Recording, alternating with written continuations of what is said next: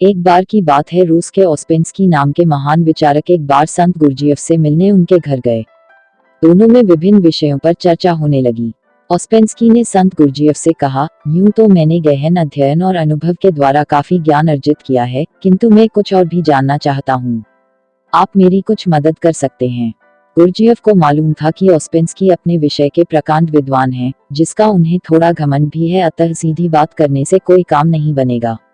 इसलिए उन्होंने कुछ देर सोचने के बाद एक कोरा कागज उठाया और उसे ओस्पेंस्की की ओर बढ़ाते हुए बोले, यह अच्छी बात है कि तुम कुछ सीखना चाहते हो, लेकिन मैं कैसे समझूं कि तुमने अब तक क्या क्या सीख लिया है और क्या क्या नहीं सीखा है।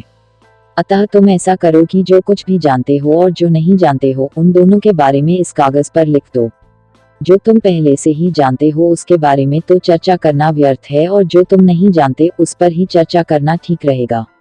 बात एकदम सरल थी, लेकिन ओस्पेंस्की के लिए कुछ मुश्किल। उनका ज्ञानी होने का अभिमान धूल धूसरित हो गया।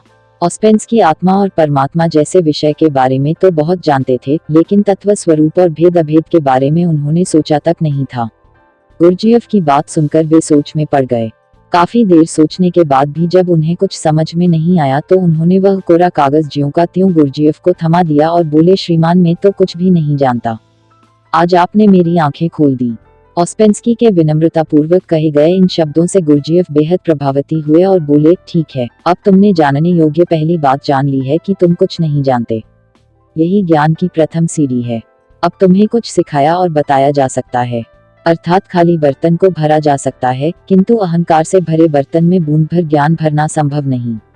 अगर हम खुद को ज्ञान को ग्रहण करने के लिए तैयार रखें तो ज्ञानार्जन के लिए सुपात्र बन सकेंगे।